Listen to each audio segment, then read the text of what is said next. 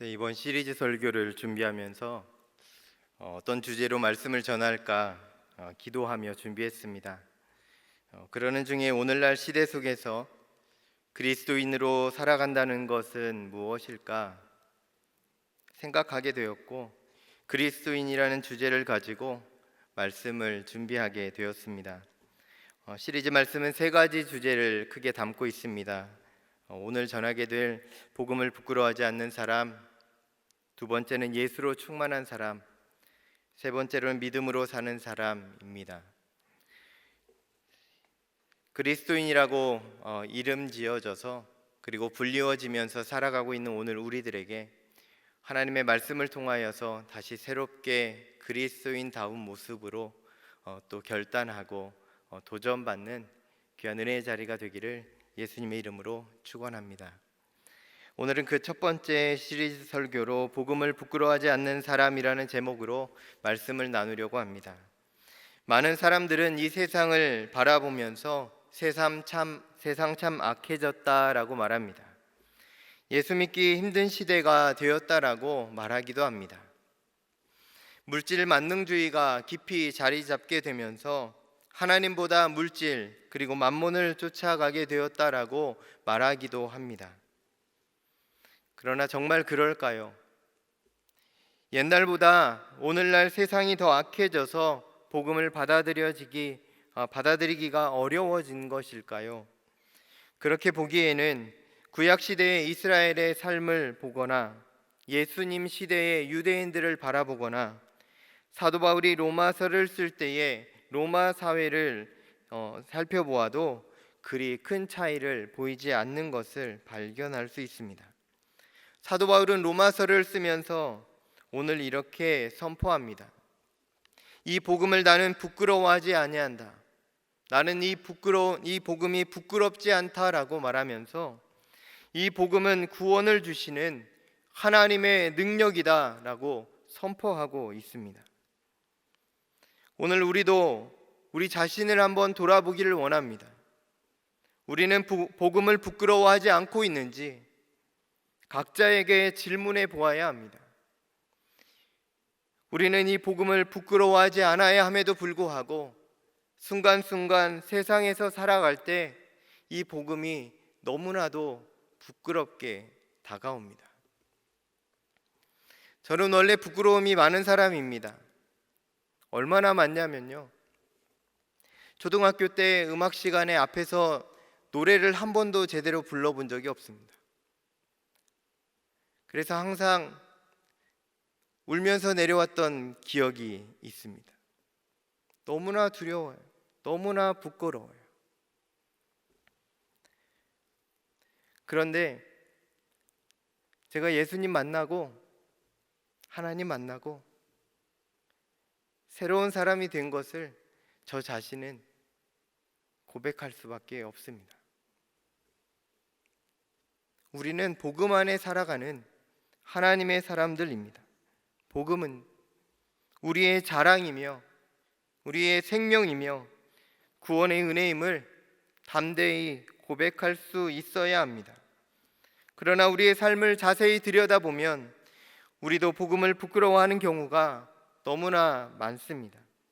비밀스럽게 나에게 이익이 될 때에는 그리스도인인 것을 밝히고, 그렇지 않은 상황에서는 자연스럽게 그리스도인임을 숨기게 되는 우리의 삶의 모습들을 발견하게 됩니다. 직장에서나 사회생활 가운데, 학교 생활 중에, 또한 가정에서 이러한 일들은 종종, 아니 매우 자주 일어나고 있습니다. 오늘 이 복음을 부끄러워하지 않는다고 선포하는 사도 바울도 복음을 부끄러워할 만한 수많은 이유가 있었던 사람입니다. 바울이 살아가는 그 시대에는 도덕적으로 부패한 시대였고 네로 왕제가 통치했던 암흑의 시대였습니다. 로마는 도덕적으로 부패했고 상상할 수 없을 정도로 혐오스러운 악행이 난무하던 곳이었습니다. 그런 시대 속에서 복음으로 정면으로 맞서고 있는 사도 바울의 모습을 여러분 생각해 보십시오. 당시 사회적인 수치에 대한 두려움도 있었습니다. 많은 사람들은 복음을 전파하게 되면 다음과 같이 될 것이라고 두려워했습니다.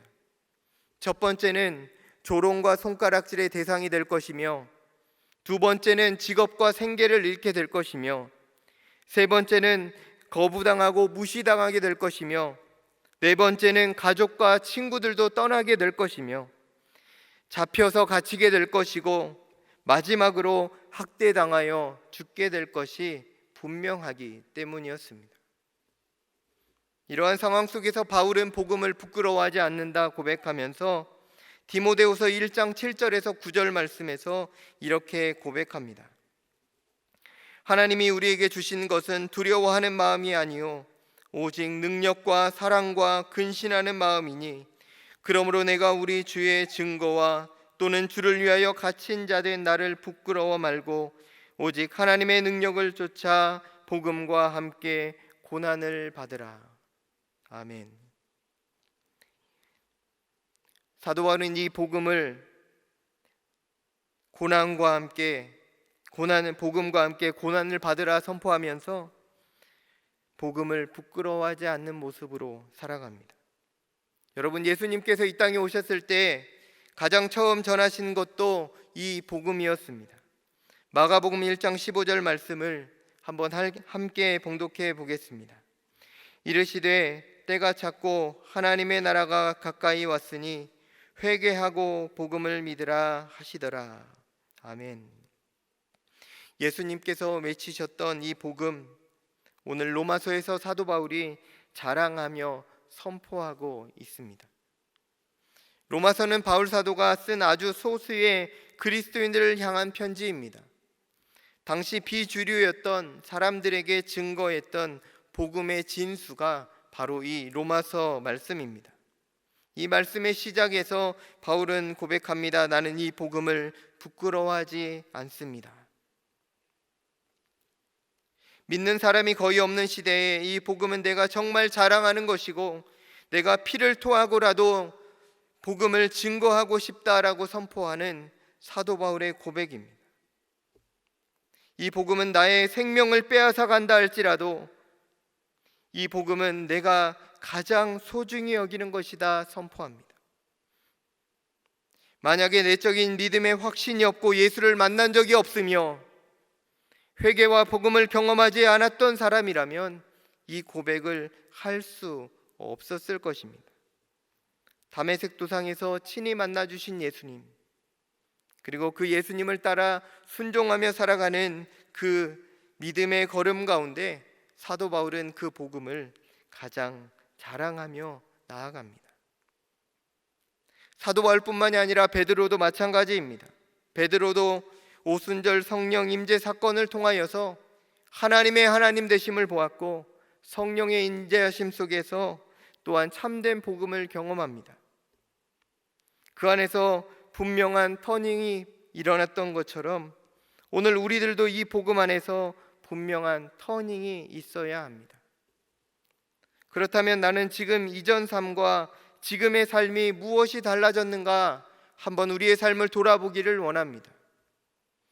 내 이전의 삶, 예수님을 만나기 이전의 삶과 그리고 이후의 삶은 나는 어떻게 변화되었는가 돌아보아야 합니다. 만약에 예수님을 아직 영접하지 못한 분들이 계시다면 오늘 이 복음의 말씀을 통하여서 예수님을 만나고 또한 예수님 안에서 새롭게 변화되는 놀라운 은혜가 있게 되기를 간절히 소망합니다. 어느 한 가정, 목회자 가정의 이야기를 들려드리려고 합니다. 지금으로부터 약 40여 년 전 휴전선 인근 임진강가에서 시골 목회를 하는 목회자 가정이 있었습니다. 농촌교회 목회에 서원을 했던 목회자가 하나님의 인도하심을 따라 민통선 마을로 들어갑니다. 당시 그 교회의 교인은 약 10여 명 정도였고 그 외 교인들은 인접한 부대의 군인들밖에 없었습니다. 군인들이 주일에 예배를 드리려 오면 3, 40명 정도가 와서 있는 음식들은 다 먹어버리는 그런 어려운 교회입니다. 경제적으로 너무나 어려운 교회입니다.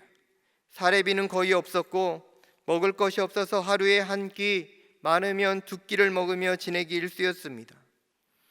그러던 중에 가정에 불행한 일이 생겼습니다. 당시 임신 중이던 사모님이 영양실조 상태에서 출산 예정일을 약 2달여 남은 상황에서 아기가 집에서 쏟아져 나온 겁니다. 너무나 갑작스럽게 너무나 작은 크기로 태어난 아기입니다. 그 아기는 며칠 후에 세브란스 병원으로 옮겨져서 인큐베이터에 입원하게 됩니다. 무려 2달간 인큐베이터에서 치료를 받게 되는데 아기는 좋아지지 않습니다. 아기의 회복과 함께 당시 병원비를 먼저 걱정할 수밖에 없었던 목회자 부부는 하루하루 눈물을 흘리며 기도하고 있습니다. 빨리 아기가 퇴원해야 병원비를 줄일 수 있었기 때문에 매일 의사 선생님을 찾아가서 아기를 데리고 나갈 수 있게 해달라고 애원합니다. 시간이 흘러도 아기는 좋아지지 않습니다. 병원에서는 1.6kg, 1.7kg 되는 아기가 너무나 위험하다며 만류하는 상황입니다. 이런 상황이 계속되면서, 힘겨운 상황이 계속되면서 눈물 짓는 그 순간에 하나님께서 이 어머니의 기도를 들으십니다.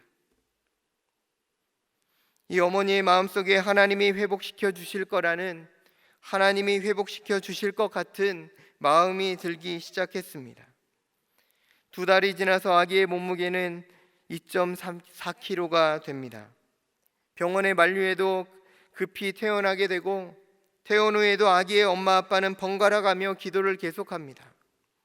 놀랍게도 태어난 아기는 태어난 이후부터 하루하루 좋아지기 시작하면서 한 달이 흘렀을 때는 완전히 회복되는 놀라운 은혜를 경험하게 됩니다. 아기 엄마가 그 아이를 안고 한 달 후에 병원에 검진을 받으러 가는데 병원 의사와 간호사들이 너무나 놀라서 뛰어나왔습니다. 이 아기가 그 아기가 맞습니까? 이 아기가 정말 그 아기가 맞습니까? 라고 말하면서 위로하고 축복해 주었습니다. 이 목회자 부부는 아기에게 바울이라는 이름을 붙여줍니다. 하나님의 뜻대로 자라기를 기도하면서 만삭되지 못한 자이나 하나님께서 살리셨으니 하나님의 뜻대로 사용하소서 기도하면서 바울이라는 이름을 붙여줍니다. 지금 그 아기가 장성하여서 목사가 되어 이 자리에 서 있습니다. 전적인 하나님의 은혜로 십자가의 능력으로 죽어가던 저를 살려주신 하나님을 저는 찬양할 수밖에 없습니다. 제가 처음에 부끄러워하고 예수님을 자랑하지 못했던 부끄러워하는 사람이었는데요. 이 간증의 내용을 부모님으로부터 고등학교 1학년 때쯤 처음 듣게 되었습니다. 이 간증을 들으면서 제가 너무나 충격을 받았습니다. 아, 지금 나는 덤으로 사는 거구나. 아, 나는 지금 죽어도 아무 말 할 수 없는 존재였구나 라는 생각을 하면서 하나님께서 살려주시는, 하나님께서 생명 주셔서 살게 하시는 보너스 인생 살고 있구나 깨닫게 되었습니다. 이제 이 간증은 부모님의 간증을 뛰어넘어 저의 첫 번째 간증이 되었습니다. 이 사건 이후로 저는 내가 살아가고 있는 단 하나의 이유가 오직 하나님의 은혜였음을 고백할 수밖에 없었습니다. 그때까지 세상에서 취하고 싶은, 세상에서 누리고 싶은 것들이 너무나 많았던 저의 인생 가운데 모든 것이 다시금 하나님의 은혜로 그리고 주의 십자가로 귀결되는 것을 경험하였습니다. 여러분, 그리스도인, 예전엔 저는 이렇게 표현했는데요. 예수쟁이는 하나님이 저에게 주신 가장 아름다운 이름입니다. 이번 시리즈 설교 주제를 그리스도인이라고 정하고 말씀을 나누고자 한 것도 바로 저의 출발점 가운데 주신 하나님의 은혜를 함께 나누고 싶었기 때문입니다. 이 간증을 듣고 고백한 후에, 이 부모님의 간증을 듣고 고백한 후에 비로소 여러분 갈라디아서 2장 20절 말씀이 저에게 다가오기 시작했습니다. 이 말씀을 한번 함께 봉독해 보면 좋겠습니다. 내가 그리스도와 함께 십자가에 못 박혔나니 그런즉 이제는 내가 사는 것이 아니요 오직 내 안에 그리스도께서 사시는 것이라. 이제 내가 육체 가운데 사는 것은 나를 사랑하사 나를 위하여 자기 자신을 버리신 하나님의 아들을 믿는 믿음 안에서 사는 것이라. 아멘. 사도 바울의 이 고백이 그날 이후로 저의 고백이 되었습니다. 동시에 오늘 본문 로마서 1장 16절 말씀도 함께 고백하게 되었습니다. 이 복음은 모든 믿는 자에게 구원을 주시는 하나님의 능력이 됨이라. 여러분, 그리스도인으로 살아간다는 것, 예수 믿는 사람으로 살아간다는 것, 그냥 교회에 다니는 사람이 아니라 저 사람은 누가 봐도 그리스도인이고, 저 사람은 누가 봐도 예수쟁이고, 저 사람은 누가 봐도 하나님의 자녀야 라는 말을 들으면서 이 세상 살아가는 저와 여러분 되기를 간절히 소망합니다. 사도 바울이 복음 안에서 완전한 변화를 경험했던 것처럼 우리도 이 복음 안에서 새롭게 되기를 원합니다. 이 진리의 말씀 앞에서, 예수 복음 앞에서 전율이 느껴지고 깨달음이 일어나고 말씀을 들을 때마다 눈물이 쏟아지며 하나님의 말씀이 나의 삶을 이끌어가는 것을 매일매일 경험할 수 있는 우리 모두가 되기를 소망합니다. 그런데 이렇게 좋은 말씀이 들려지고 하나님을 또한 만나고 은혜를 경험하면서도 우리는 우리의 기존에 살아왔던 삶을 돌이키지 못합니다. 돌이키지 못하는 이유가 있다고 합니다. 강도 10이 우리의 삶을 지금 이끌어가고 있다고 한다면 우리의 삶을 돌이키는 데는 강도 100의 힘이 필요하다라는 겁니다. 리처드 포스트는 이렇게 말했습니다. 어떻게 하면 되는가? 하나님께 빠져들면 된다. 하나님께 중독되면 됩니다. 이것은 우리 자녀들을 보면 너무나 명확해집니다. 그렇게 게으르던 아이들이, 그렇게 공부하기 싫어하던 학생들이 갑자기 매우 부지런해지는 경우를 보게 됩니다. 잠도 줄이고 노는 것도 줄이면서 무엇을 하기 시작하는 그것은 바로 그곳에 중독되기 시작했을 때, 그것에 빠져들어가기 시작했을 때 그가 그 일을 그렇게 해가는 것들을 보게 됩니다. 여러분, 하나님께 빠져들어오셨습니까? 여러분, 하나님께 중독되셨습니까? 주의 말씀 앞에 여러분 푹 빠져 계십니까? 여러분, 예전에는 예수 믿는 것, 교회 다니는 것 세상에서 꽤 많이 알아줬습니다. 그러나 오늘날에는 그렇지 않은 것 같습니다. 교회 다니는 사람들을 향해서 손가락질을 하고 예수 믿는다고 말하기도 어려운 시대입니다. 그런데 세상 사람들이 기독교와 교회를 어떻게 생각하느냐보다 오늘날 시대에 더 중요해진 것은 무엇이냐면 바로 오늘 내가 복음을 어떻게 생각하고 있는지, 내가 복음을 어떻게 고백하고 있는지, 그것이 더 중요합니다. 세상이 손가락질하는 것보다 우리 자신이 먼저 무너져버리는 교회, 무너져버리는 그리스도인, 그것을 우리는 경계해야 합니다. 복음이 뭔지 몰랐던 사람 한 사람 소개합니다. 바로 우리가 잘 아는 베드로입니다. 역사의 이래로 최고의 스승이신 예수님과 동고동락했지만 그는 예수님을 결국에는 부인합니다. 예수님을 떠났습니다. 그러나 오순절 성령 임재 사건을 통해서 베드로는 복음에 다시 붙들려 살아가게 됩니다. 이전에 볼 수 없었던 담대함을 가지고 예수님을 전하고 십자가를 자랑하며 부활을 증거하는 사람이 되었습니다. 사도 바울도 예수님을 만나고 난 후에 이 세상보다 하나님 나라를 주목하기 시작했습니다. 그러면서 고백하는 것이 나는 모든 것을 배설물로 여긴다라는 표현까지 하면서 그리스도를 자랑합니다.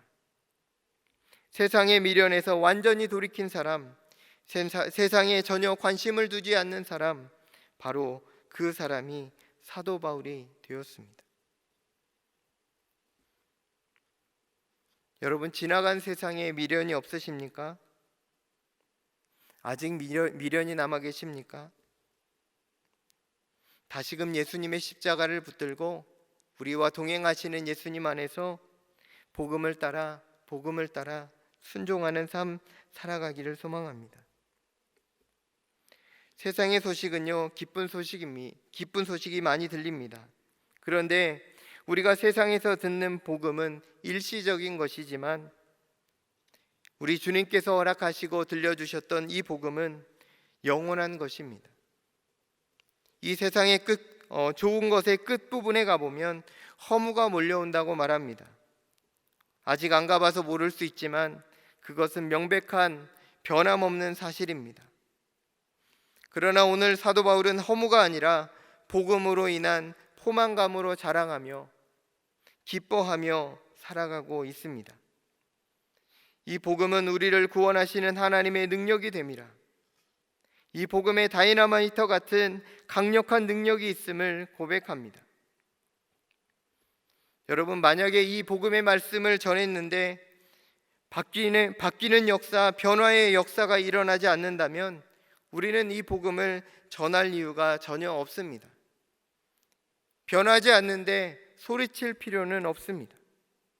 그런데 놀라운 사실은요, 하나님의 말씀이 들려지는 곳마다, 주의 말씀이 증거되는 곳마다 놀라운 변화가 일어나고 있다는 사실입니다. 여러분, 예수님을 믿는데 이러한 감격과 기쁨이 없다면, 복음의 능력을 알지 못한다면 어떻게 예수를 믿겠습니까? 이 시간 우리의 삶을 돌아보길 원합니다. 우리의 삶이 변화된 경험들을 다시 기억하고 예수님을 만났던 첫사랑을 다시 회복하게 되기를 간절히 소망합니다. 제 이야기를 한 가지 더 드리려고 합니다. 제가 고등학교 때 별명이 무엇인지 아십니까? 별명대로 됐거든요.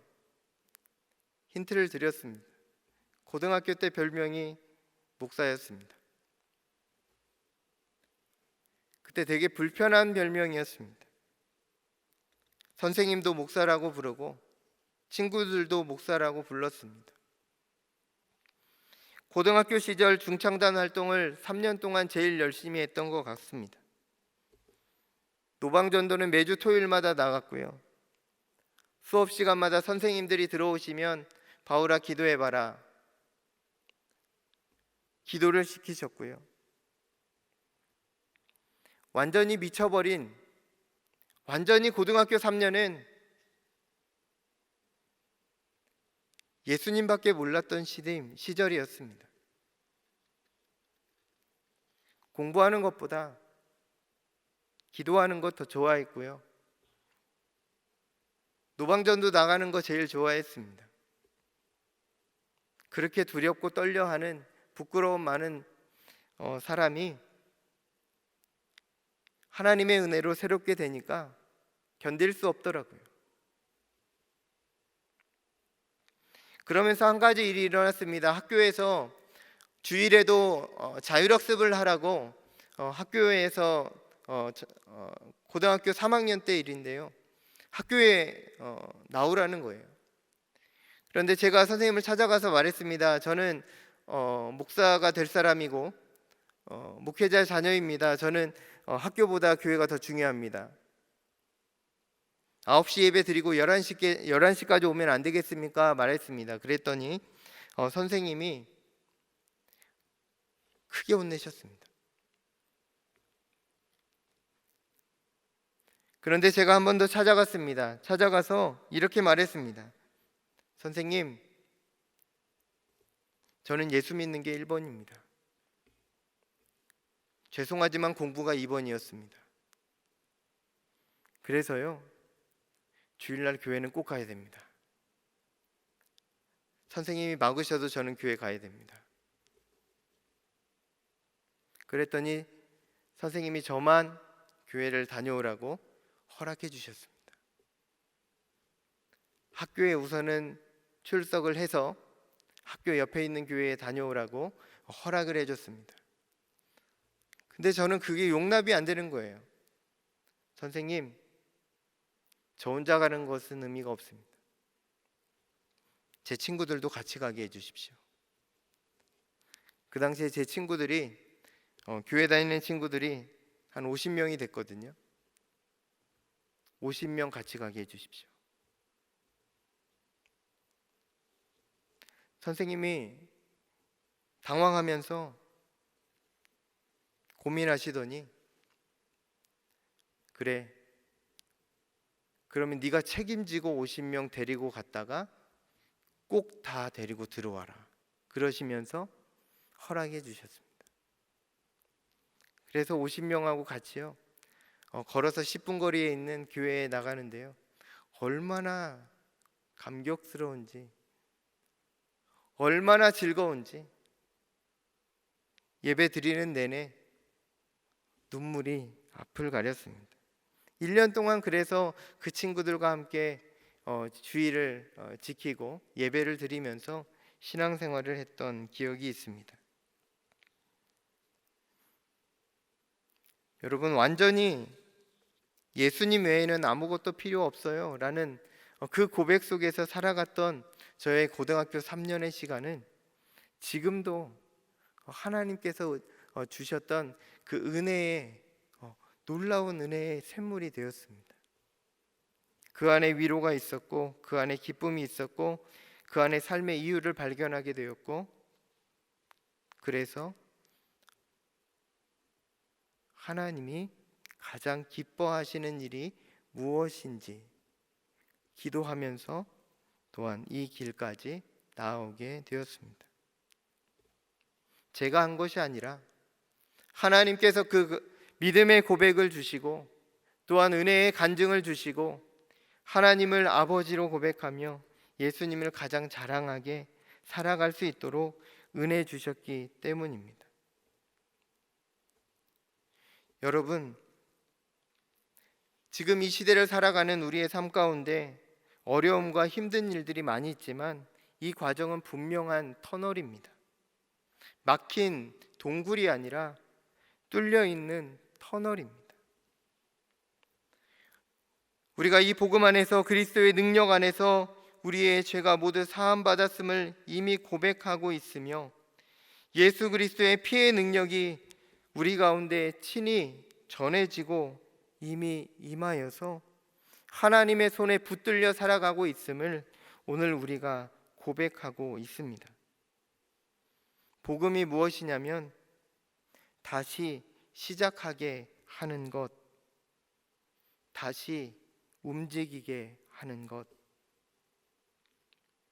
넘어졌던 베드로를 일으키시고, 복음을 증거하는 자들을 방해하는 바울을 다시 세우셔서 하나님의 일을 감당하게 하셨던 그 복음의 역사가 이제 오늘 우리에게 주어졌습니다. 예수 그리스도 외에는 다른 복음이 없습니다. 세상은 여전히 조금만 더 병에 걸려 있습니다. 록펠러의 말입니다. 록펠러는 좋은 이야기를 많이 남겼지만 록펠러가 부자가 되어갔을 때에 남겼던 한 이야기가 있습니다. 기자가 록펠러에게 물었습니다. 지금 엄청난 부자가 되셨는데 이제 만족하십니까? 그러자 록펠러가 이렇게 말합니다. 조금만 더 있으면 좋겠습니다. 여러분, 인간의 욕망은 끝이 없습니다. 늘 목마릅니다. 우리의 삶도 늘 부족하고 목마릅니다. 조금만 더 있으면 좋을 것 같습니다. 하나님과의 관계가 깨어진 사람들은 이 문제 속에서 더 이상 빠져나갈 수 없습니다. 전도서 솔로몬의 고백을 보면 잘 알 수 있듯이 헛되고 헛되니 모든 것이 헛되도다 고백하는 이 세상의 모든 것들을 오늘 우리도 움켜쥐며 살아가고 있지는 않습니까? 우리가 살아가는 이 세상 여전히 불안함과 두려움과 걱정으로 가득 차 있지만 이제 사도 바울이 고백하는 이 복음 안에서 다시금 하나님 주시는 힘과 능력으로 이 세상을 향하여 달려가기를 원합니다.